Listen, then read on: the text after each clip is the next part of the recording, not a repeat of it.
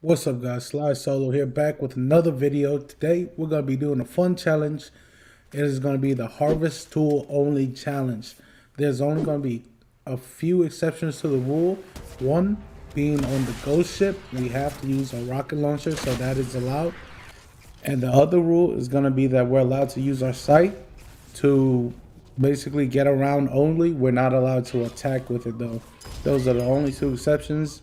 We can use anything else that does not actually do damage to the zombies. With that being said guys, let's get right into the video. So we jumped down the well to the first boss, and I didn't really know what I was doing. I was just kind of figure it out as I go. And I took a beating from these guys. I died so many times. I'm telling you guys, this big blue guy came at me like he was Mike Tyson. So with every death, I started to learn more about the boss. I noticed that he moved way faster than the other zombies. So if I just ran further away, he would eventually get away from the zombies, so I wouldn't have to deal with them. And they couldn't basically body block for the big blue guy. Even with this tactic, I still died a couple times because you can only survive 2 hits by the big blue with 25 health. So I decided that I would get some food. So when I went to go grab some food, these zombies were attacking me, so I ran away to try to get restock on health. And then they got stuck at the edge of this like pavement. So obviously I did what I had to do. I went back to the boss, and then it turns out the food that I looted weren't even useful because they do not heal shield. So after I got hit once, I basically couldn't do anything about it with the food. So that was just a waste of time.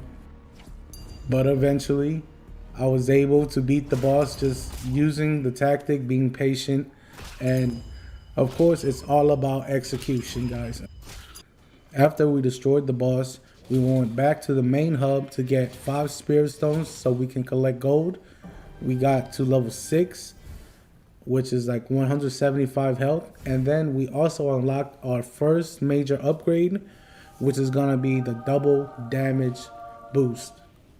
So now that we have more health and a double damage boost, we made our way to the second boss. So when I first came to the boss, I thought I was just gonna be like Debo and straight brute force it, but the zombie said nope. But I'm stubborn. I'm a stubborn guy. I came back and I said, please, I'm about to brute force this. And the zombie said, not up in here. And so I sat back and I thought to myself, what would Batman do? And well, Batman would use his money to his advantage. So I went and bought more levels. And just like that, my plan of being Debo worked out perfectly. After that, we went straight to the ghost ship where we made quick work of the dragon. It only took 2 rocket shots with the double damage boost, which is insane. After that, we dropped our rocket launcher because we will no longer be needing it, and headed straight to the windmill boss. So after we got to the windmill and we did some parkour, I got to the boss. And my plan was to safe spot it behind this pillar, which worked a little bit, but I eventually did die. But on my way up, I noticed that you could safe spot it on this little ledge. So that's what I did to beat the boss. 2 hours later.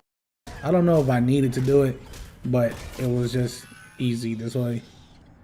And boom, now we are in the Lawrenceburg store area, and this area has 2 big upgrades for us.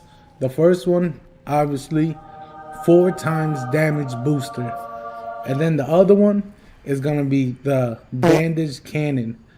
Now I thought you could have 2 of them, but it turns out you can only have 1, so we can't be as reckless as I was kind of hoping we could be. But it's fine, we're gonna make our way through this. So after we got the damage boost, we went straight to the boss, where we immediately started dying left and right.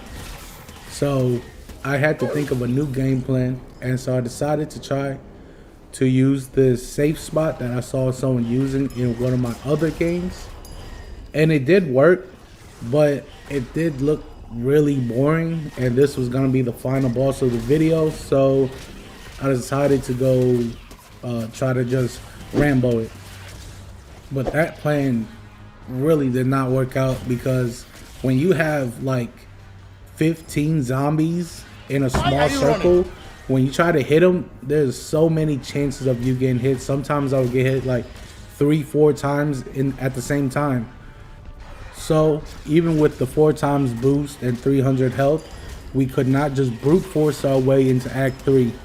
So I decided to use the same method that I used on the first fight, where I would run away from all of the zombies, come back, hit them once, and keep running just to avoid as many hits as I can. And that went really good until we got to the stinkers. And honestly, I think in this mode, the stinkers are your worst enemy, just because you have to get up close and personal to destroy them, and they leave that pool of gas. And if you stand in it and you try to kill another zombie while you're in the gas and that zombie hits you, you're just getting shredded. So I had to think of another plan. So after I died a couple more times, I slowly started to realize that you didn't even have to kill the stinkers to get into the last phase. So I tried my best to avoid them, but you can't really avoid them all the time. Sometimes you're gonna accidentally hit them. And so I continued to die, but I had a game plan.